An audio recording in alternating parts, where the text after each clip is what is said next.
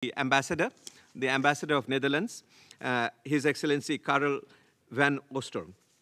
Ambassador, the floor is yours. The guidance to me is given 6 minutes for all speakers and 4 minutes for the discussion. But I would never dare to stop you, sir. I'll speak for 2 hours. Thank you very much, Deb, and thank you all very much for coming. I was listening to your questions and I thought I've got this whole statement prepared, but let's do the following. You can follow me on Twitter, K van Oosterom.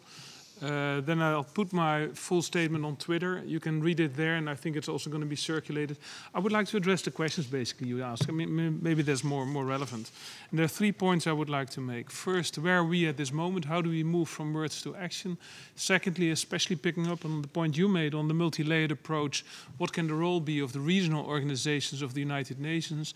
And then thirdly, how do we approach it in the Netherlands? How do we move this agenda in with the keywords, as you mentioned, transformative, universal, integrated? How can we create these synergies?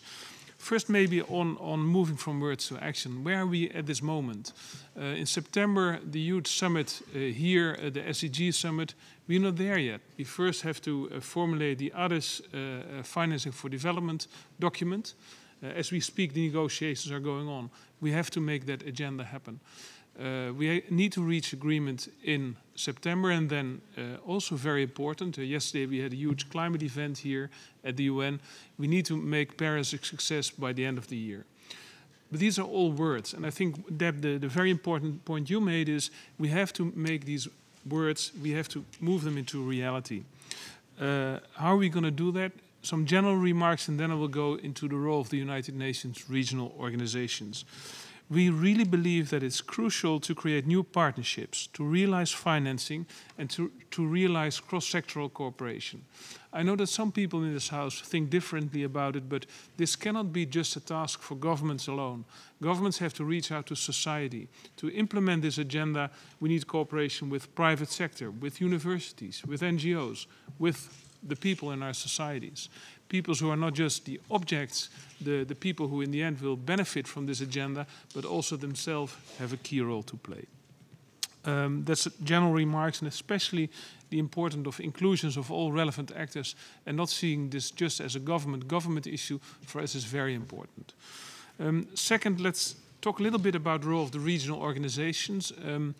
Deb, you gave me credit for chairing the UNICE the past 2 years. It was my colleague in Geneva, Roderick van Schreven, who chaired the UNICE Commission. Regional organizations within the United System are crucial, as you mentioned, at an intermediary level between, on the one hand, what we do in New York, and on the other, what happens in the member states. In Geneva, in the past 2 years, we have focused on 6 issues, I would say. I will just highlight them, but look in my statement, you will see exactly what we mean.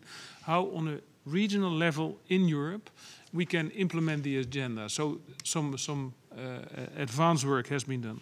First, focusing on connectivity.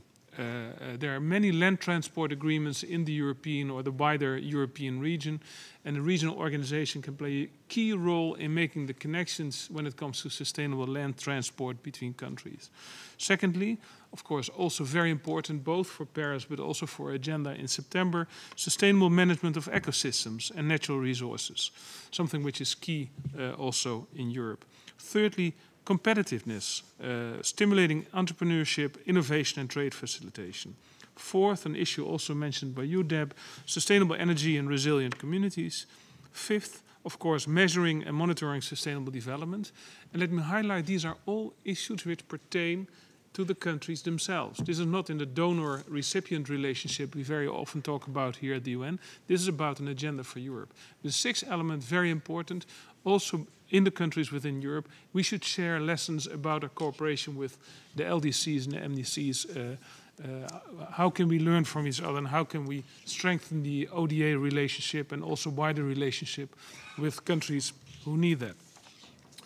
I'm looking at the time. 2 more things. First, so that I talked a little bit about the intermediate level in Europe. Let's say something about the position of the Kingdom of the Netherlands very shortly.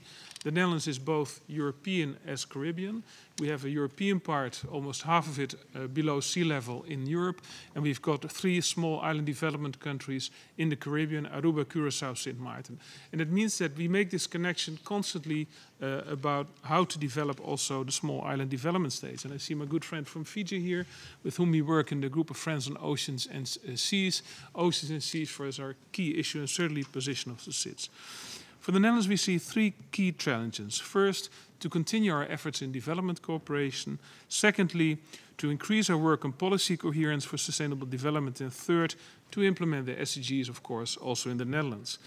This is not, as I said, something we do just ourselves as a government. We work very closely with, of course, on the one hand, the government side, Parliament, Cabinet line ministries, but on the other hand, also, of course, the National Statistics Office. And Deb, you mentioned the importance of data. We can go into that later, but certainly our preparatory work when it comes to formulating both, on the one hand, the indicators, but also preparing the ground to get the information for the indicators ready is working. But also we work with agencies, with municipalities, NGOs, private sector, philanthropists, youth envoys and universities.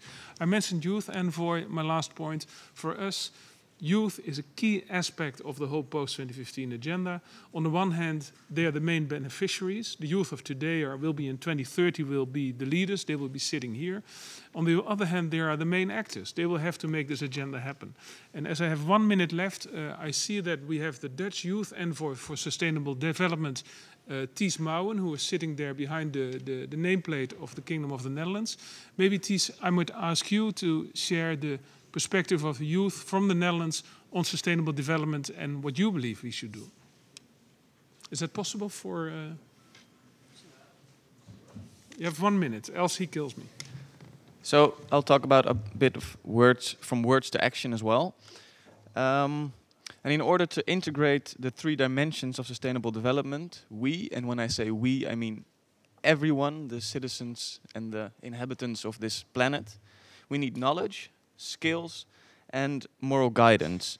And this illustrates the importance for integrating the 3 dimensions of education for sustainable development, or ESD.